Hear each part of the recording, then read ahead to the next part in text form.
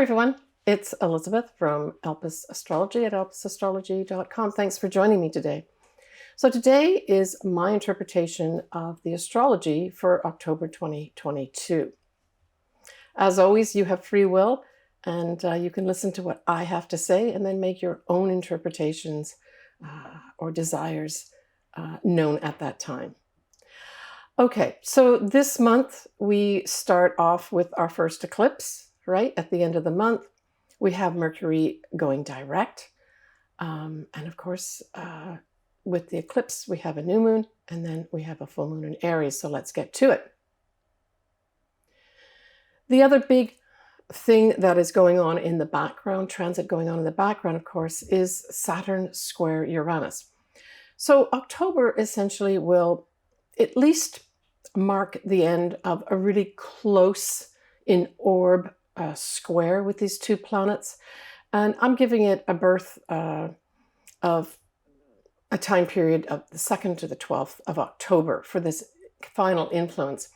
So I would expect that October is going to see some not necessarily conclusions with regards to our changing of the guard, where the old has to be replaced with the new, although certainly even in the past few months we have seen major changes, unexpected changes in shifts of power, right? So this will also be kind of like a grand finale in some ways, but the curtain will rise again for sure. And so it's again that big push. So there will be some kind of significant events happening in October with regards to that, the changing of the guard, right? There's still places that need to have those changes to bring in the new, basically, right? And in our own lives, we may also have that theme playing out. Are you clinging too much to old, traditional, maybe archaic ways of doing things that really need to be changed up, right?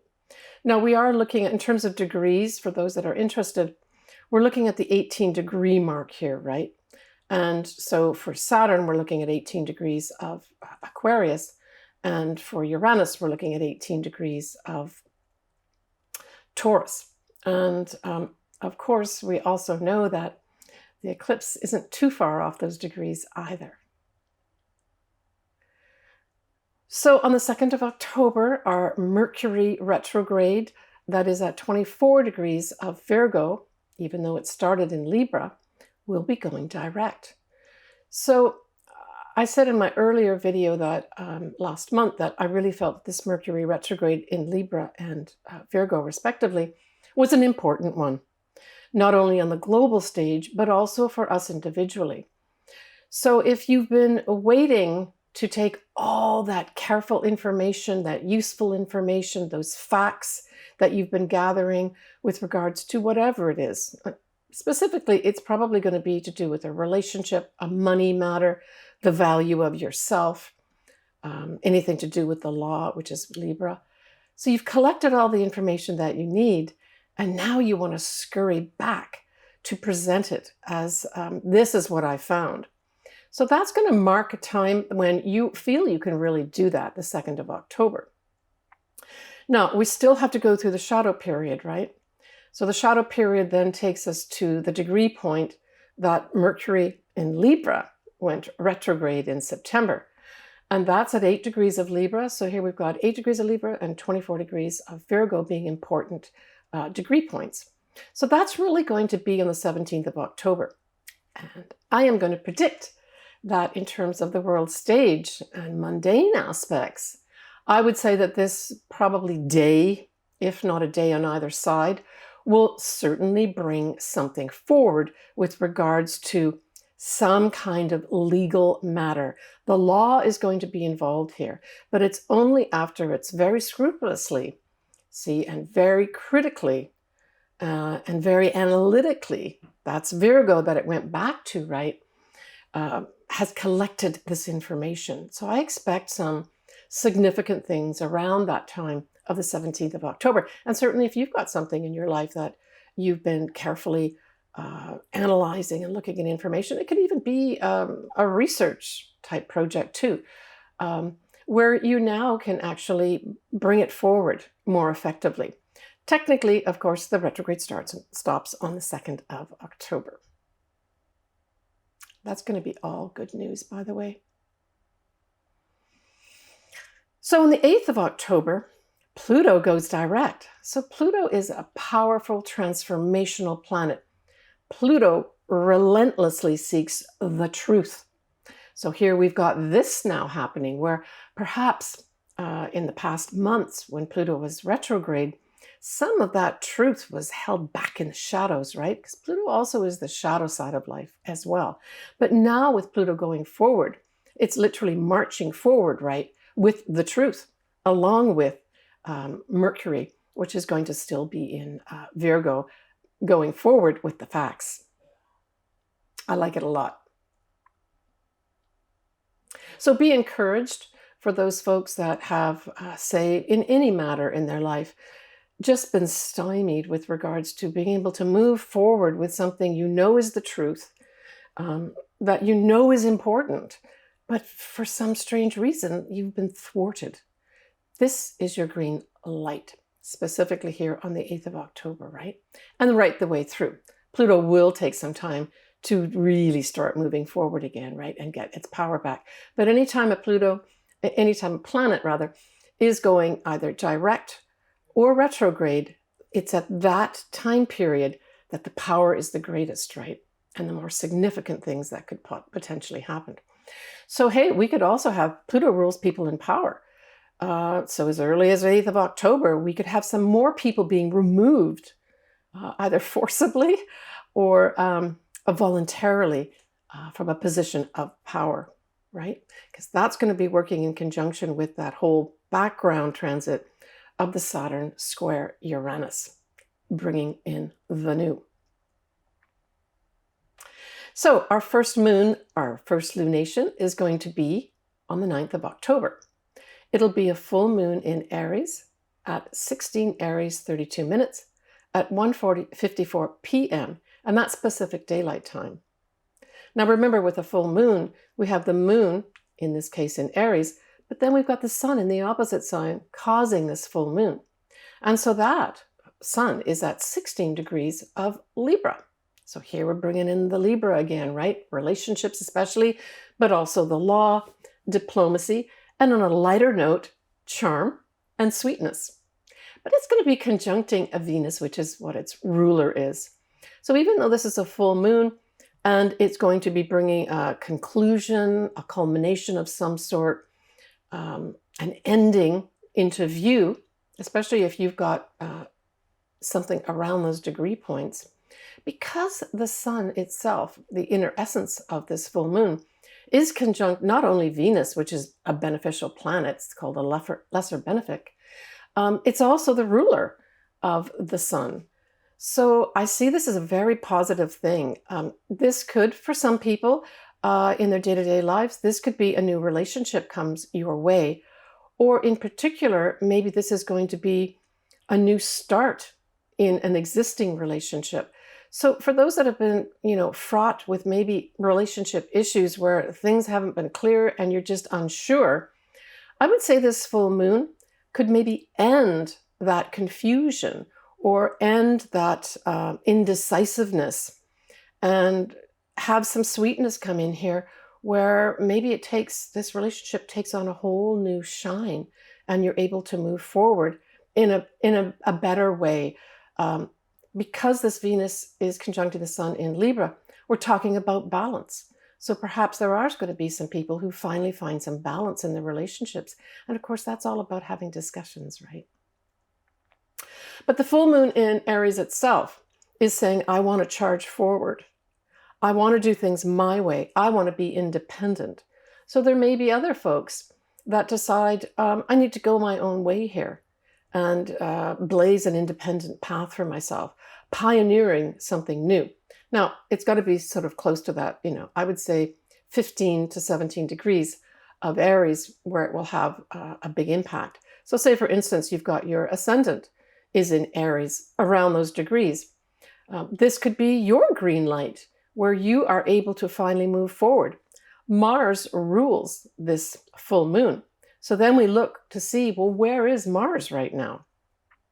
And we see Mars is in Gemini, and it's been in Gemini for a little while, and it's going to be in Gemini for quite some time. Mars in Gemini will go retrograde on the 30th of October and stay retrograde till about mid-January next year, but it will stay in the sign of Gemini till about the 25th of March, 2023. So if you've got any planets in Gemini, certainly around almost any degree point, because it covers quite a geography, this Mars in Gemini, either retrograde or direct, there could be some significant redoings and reconsiderations. But because it is going direct at this time, I would say that it's supporting this full moon in terms of especially directing energy towards anything Gemini. So that's messages, that's communicating with other people, right? Gemini is the twins, it's two people. So again, this lends itself to the idea of relationships. And as long as you're entering into dialogue, right? And this can also be taken up on a global level too, where dialogue is extremely important. Dialogue, negotiating contracts. Now, this Mars that rules the full moon is actually trine Saturn at this time. Trines are favorable energy. So this is encouraging anything to do with communications of any sort on any level, whether it's at a collective level or at a personal level, an individual level. So this full moon, I thought, was actually a really nice moon for moving forward, for those that have been waiting to move forward, but also to move forward with negotiations and move forward with true back and forth communications, right? I guess you could call that negotiations. We also have, now that Mercury is direct, right, still around the 24-degree mark of Virgo, hey, that's trining Pluto, and Pluto's direct.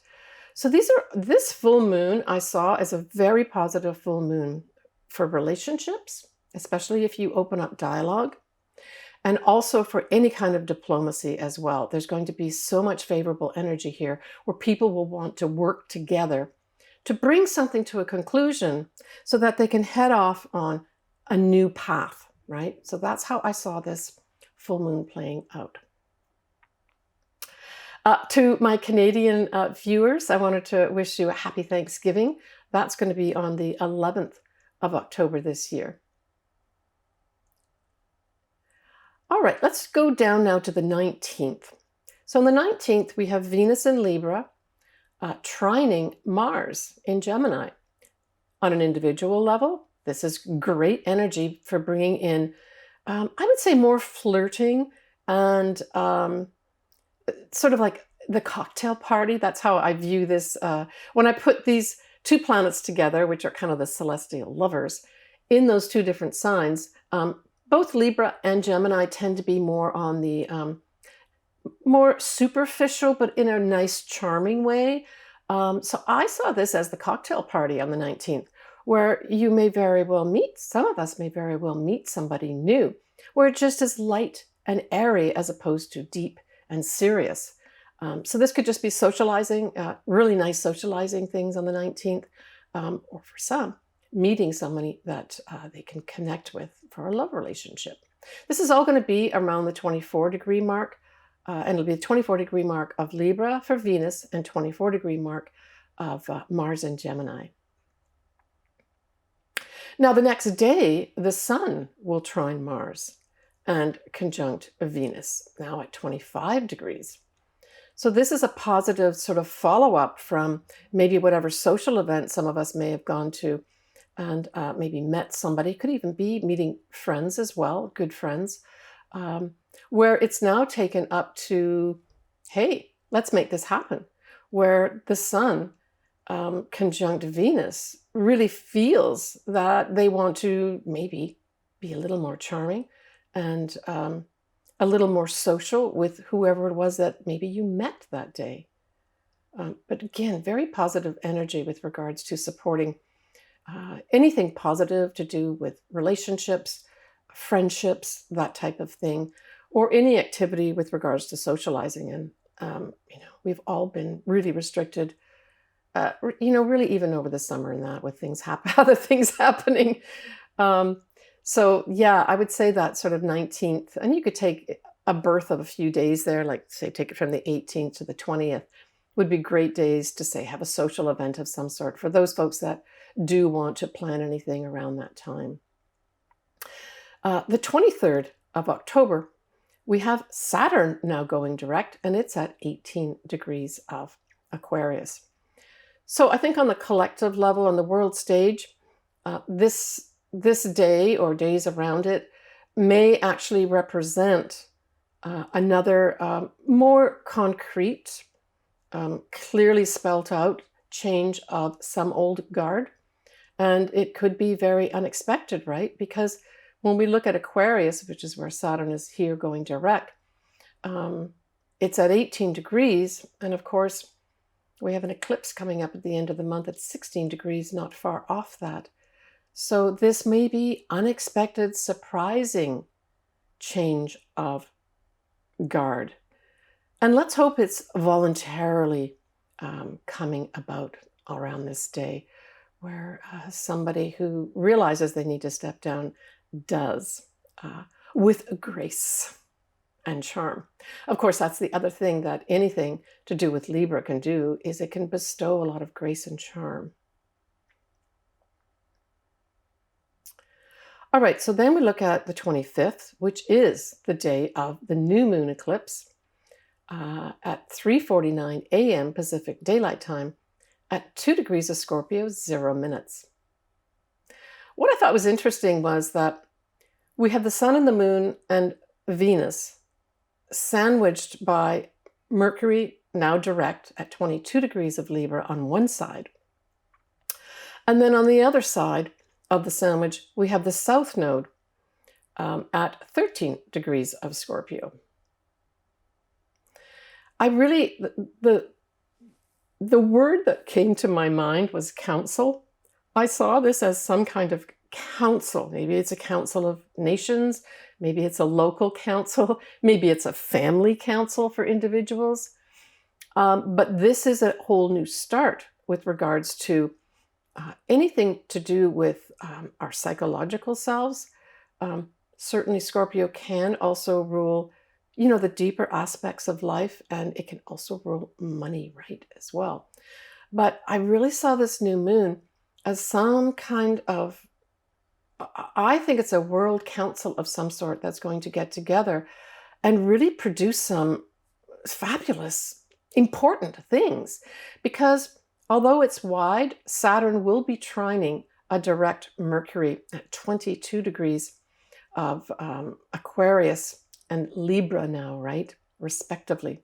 So we now have not only do we have Mercury out of shadow, yay, but we also have it back in Libra, the law. So, and of course, if you think of Saturn, Saturn also has a lot to do with rules and regulations. So I think this new moon eclipse is going to herald some kind of new rules and regulations issued, maybe even dictated from a council of some sort. And because Libra is very much involved here, this is, again, the law. But again, I love this. This new moon eclipse is really good too. So for those folks that say, have something around the 2 degree mark of Scorpio, depending what it is, this could be a whole new beginning. And for those Scorpios that were born, say, at the beginning of the Scorpio season, this could have a whole new start for you with regards to being able to move forward in any way that you want. And I think there's a lot of Scorpios that probably really do need not only a new start, but a really good new start. Like, this is support. When you've got the sun, the moon, Mercury, Venus, and the South Node all together, it's saying, let's have bygones be bygones, or let's let that old thing that happened go, no problem, and let's just move on from that. That's kind of what I get the impression of this is, not only on a collective level, but also on an individual level. Yeah. Okay, so the 27th, we have Mercury that is in Libra at 25 degrees. Will be trining again, trining Mars. So these are the celestial lovers again. So maybe some kind of social event, this is individual, of course, that you went to around, say, the 18th, 19th, or 20th of October, could have somebody maybe reaching out to you, because this is now Mercury kind of reactivating the Venus-Mars trine. Now it's Mercury trining Mars. So this is forward movement. And the 27th is before actually Mars goes retrograde, right? So it's still before the official retrograde. And so I saw this as just really messages coming in, charming messages, sweet messages coming in, probably as a result of whatever happened around the 19th. So we could take that out to the global collective level or individual level. So look to see what you have around, say, we had the 24-degree mark when it was Venus Mars. This is 25 degrees. So let's take it from 23 to 26 degrees of Libra and Gemini respectively to have some kind of more important, significant effect for you. Okay, so we've got the 29th, and we have Jupiter retrograde now at 29 degrees of Pisces. And 29 degrees of any sign is very much sort of a culmination of the sign's energies, but it is called a critical degree. So this is coming up, it's butting up right next to the Mars retrograde, which will happen the next day. So I see these two things going together, the Mars going, the Jupiter going now backing into 29 degrees of Pisces, and then the Mars going retrograde as sort of consecutive events. So this is basically having us to be compassionate. So there may be something that comes up in the world that really requires a compassionate eye and action at this time. Now, Jupiter will stay in Pisces till the 21st of December, at which time it will finally go into 0 degrees of Aries, and then of course kick off the Jupiter in Aries. And I did do a video on this for those that have not had a chance to watch it. I'll put the link below in the text box, but I won't go into all the sun signs and ascendants as well. I also did one for Jupiter in Taurus too, which starts sort of May time next year as well. So I've covered the next 2 Jupiters going into different signs for you, should you like to look at it. And of course, I go into all the sun signs and ascendants as well. I'll put both those links in the text box below for you. Okay. Yeah, the other thing is for those folks that say have something around the 29 degree mark, although Jupiter is retrograde, it's hard to get a bad aspect from it. So this, for those folks that say it's your ascendant around 29 degrees of Pisces, this could be with a second time with Jupiter being on top of your ascendant, say, giving you another dip of luck and benefits. All right, so we're getting close to the end of the month here.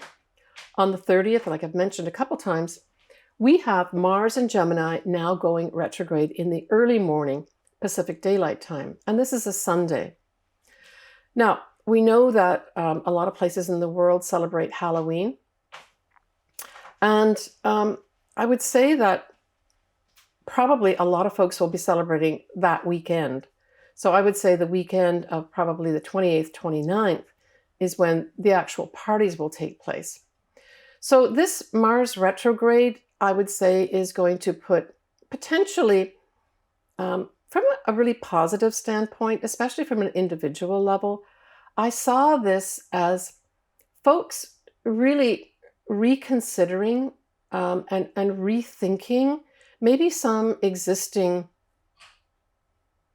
way they thought before. I thought this is really rethinking the way I'm doing something. Now, you would have to look to where is Mars and Gemini in your chart. So look in your chart to see where Gemini essentially is, because it's going to be that area of life in your life that actually has you rethinking things, right? So let's say it is the 4th house. So the 4th house represents things like your home, can represent your mother and your family too. But it may have, if you've got your Mars in your 4th house, may have you reconsidering buying a home or selling a home. And it doesn't mean you're going to do one or the other. It just has you rethinking things. Mars is great because it's action, but when it's retrograde, it says, yeah, I'm going to take action, but I need to put some energy into thinking about this, especially since we're in Gemini, right? Gemini is about our thoughts. It's about the way we write things, the way we present ourselves. So it's writing as well. So for some folks, let's say it's in your third house or your ninth house. So these are the houses of communications for sure, but they're also writing and publishing, respectively, houses too. So for some folks, you may be literally deciding to rewrite some things, and that's a positive thing, right?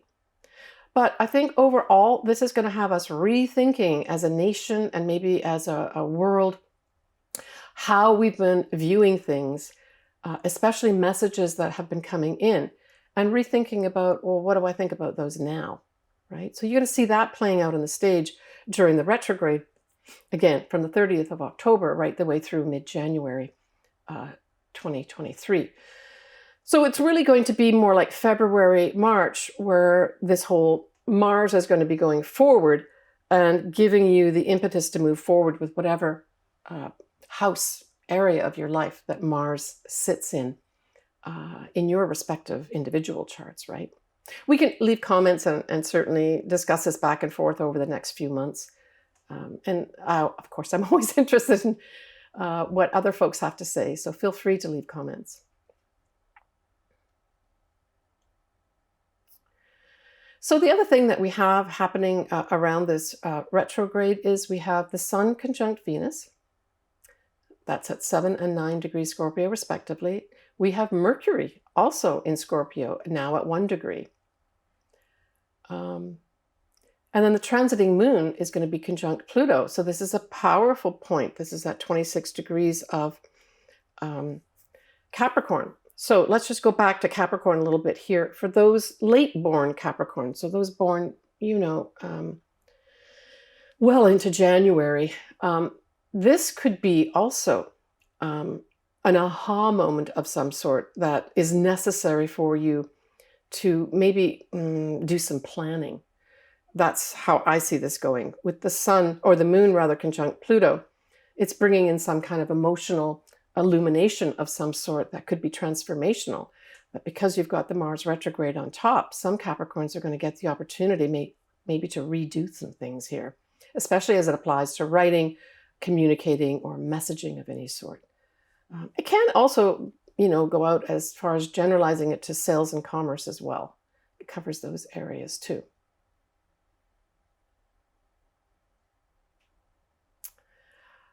So the exact conjunction of the transiting moon and Pluto at 26 degrees of Capricorn will be at 2:23 a.m. Pacific Daylight Time on the 31st of October. So I'm going to leave that there and just say that that end of the month could bring some emotional truth to light, right? We talk about, when we take the moon up to a global level, we're talking about the people. And then when we're talking about Pluto, we use one word, and that's the truth. So the truth is going to be revealed to the people, maybe literally on Halloween, the 31st of October, 2022. As always, I love to do people's charts. Astrology is my most favorite thing to do. And I want to thank all my viewers, as well as my listeners on Spotify. My goodness, that channel has grown exponentially. Thank you so much. So I'm going to say goodbye for now. We're now in the fall season, and it's time to get cozy up here in the Northern Hemisphere. And the Southern Hemisphere, it's time to go down to the beach, I guess. All right, everybody, I'm sending you lots of love. Please take good care of yourself. We've got a big packed month in November with a major total eclipse coming, right? And that's going to be in Taurus, conjunct Uranus. Bye for now. And we will talk to you next month. All right, so let's get into the ascendant signs or sun signs, or both. We'll start with you, Scorpio, because you've got your new moon. So every sign gets a new moon once a year, and this is your Scorpio. So in many ways, it's a happy new year to you. So when we look at the first lunation, which is the full moon in Aries. It is in your 6th house. It's also conjunct Chiron at this time. So the 6th house also rules health on top of everything else. And I would say that it could be Scorpio, for some Scorpios that may be waiting for some kind of new start with regards to their health in some way, or a final time when you decide to take up a new diet that's better for you, or a new exercise program. This is a great time to be certainly letting go of, that's the full moon, and ending maybe an old way of doing things, and maybe working something in where you can work with people. Aries is independent and likes to do its own thing. But this is a full moon saying we kind of want to change that a little bit here, and something is culminating with regards to doing things on an individual level, and more it's saying maybe we should consider doing things together. So maybe you're going to join a group to go do group exercising like the Peloton and things like that. I know lots of people that are doing that. It looks like a lot of fun. But conjunct Chiron too, this could be a whole new chapter in your health. Mainly it's your physical health, but it could also be, because Scorpio rules the psychological side too, it could also see a new start in some ways where you end something and then begin something else, right? So for every ending, there's a beginning. But you're going to be giving up something with regards to this whole 6th house of health. It's also, the 6th house is your day-to-day job. And if you don't work, it's the habits, the things that you do every day. So there may be some concluding things in that too. For some folks, you may be literally leaving a job and then going on to get another new job, right? Maybe even at the end of the month. But it's some kind of conclusion, Scorpio, to do with your health and or the work or habits that you do day to day. Now for you, this whole Saturn Square Uranus, the final close square anyway, in terms of degrees, is in your 4th and 7th houses. So these are important houses. The 4th house literally is the house of home. It's your mother as well. And the 7th house is the partner. So I would say this has been some challenging time for some Scorpios with regards to their home life, as well as their love life, their marriage, that sort of thing. Now, it could also be that you're having problems with your mother, literally, maybe even your family for some folks. And the 7th house can also be business partnerships too, right? I mean, it could be all these things as well, not just one, but typically it would be one of these areas of life. So there were challenges for you, but know, Scorpio, that that's kind of behind you in many ways, as long as you constructively looked at the future and what is the better outcome here, and not clung to old archaic ways of doing things in the 4th and 7th houses. This could be a good thing for you. You can sort of put things behind you. So the new moon eclipse is in Scorpio. Now, in particular, it is going to be affecting those Scorpios that are early Scorpios. So we'll take it, say, from even 0 degrees Scorpio right up to 3 or 4 degrees of Scorpio, either as your sun or as an ascendant, to have sort of a direct effect of something like this. It can also be other angles too, and a conglomeration of planets. Maybe leave some comments for those folks that aren't sure, and we can talk back and forth. So this could be a whole, because it's an eclipse, this could be a whole new start, and it could be something out of the blue. That's how eclipses kind of work. You're not necessarily expecting, or you've been working away at maybe trying to change something in your life, Scorpio, and it's not been effective. Boom, an eclipse comes in, and it's a new moon eclipse, and it ushers in a whole new energy. So I would say for the vast majority of Scorpios, especially early born, this is going to be like a breath of fresh air for you. And I think you've been probably waiting for it for a while. Now, we know that the south nodes, of course, are in your sign. So this being a new moon, we know the south nodes are involved. So Scorpio, this is really about letting go, right? And the important point to remember when letting go is not to cling. Now, some of the attributes, the more negative attributes of Scorpio are possessiveness, revenge at its worst, holding on to something that they really shouldn't be holding on to, obsessing over something. So if these types of things are happening inside, this is a fresh new start to say, well, maybe I just need to let some of those things go. I don't need to be clinging on to things that are obviously not in my best interests. And eclipses can bring stuff in where it introduces a new way, and sometimes you'll be resistant to it.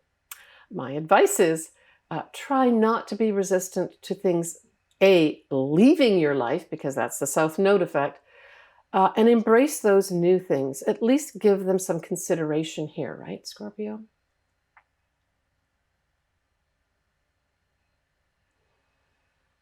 Yeah, so I spoke about this on the main video, but of course, this whole idea of a council advising Scorpio could be very pertinent to Scorpios.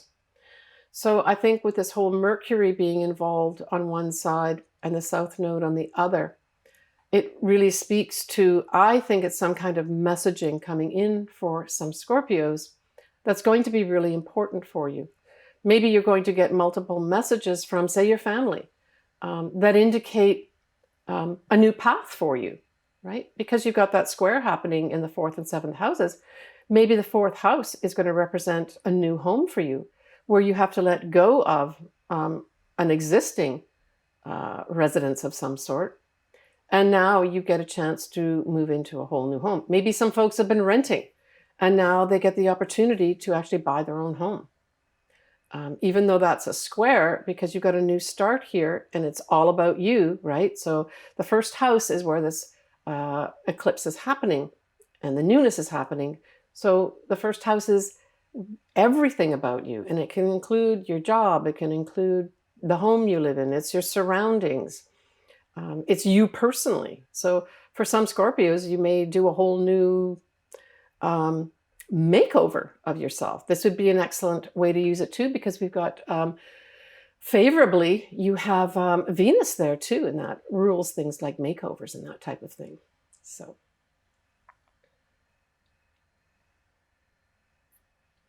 yeah, I mean, with Venus here as part of this new moon, it could be literally a new love is ushered in as you let go of an old one. But it can also indicate that it's an old way of doing love, and you introduce a new way of doing love. So it doesn't mean you have to let go of the relationship, but you let go of the parts of it that were working, that need to be let go of, and you embrace new ones. Perhaps this whole council is more like conferring with different people on how to make this newness happen in your life. That's a good way to use this too, Scorpio. Actually, you know what? Let me just go back here for a second. I did want to say the Pluto part of this. So every moon is ruled by a planet, right? And of course, Pluto actually rules Scorpio. And so to have a new moon there, that Pluto, it's important to look at it, right? And Pluto being in Capricorn, it sextiles your sign, Scorpio. So I just wanted to mention that too. That Pluto is sort of pulsating away, especially around the 26-degree mark, of giving you opportunities. So again, that kind of feeds into what I've just been saying about this eclipse for you, new opportunities to do things. And I'm going to say in a more truthful way, and maybe it's being true to yourself, Scorpio, that you're going to need to embrace a little bit more, right? All right, Scorpio, take care of yourself. So that wraps up my October 2022 view of the astrology. Next month is a big month. We have the eclipses continuing, in particular a total eclipse on the 8th of November at 16 degrees of Taurus with Uranus conjuncted. Big changes are afoot. And in fact, that eclipse will certainly exert an effect probably for 6 months, especially if you've got something around that degree point. All right, folks, I'm sending you lots of positive energy and lots of love. Leave me comments. I would love to do your chart if you would like me to do that. You know, I just love astrology. I can't get enough of it. Please take care of yourself, and we will see you next month. Bye for now.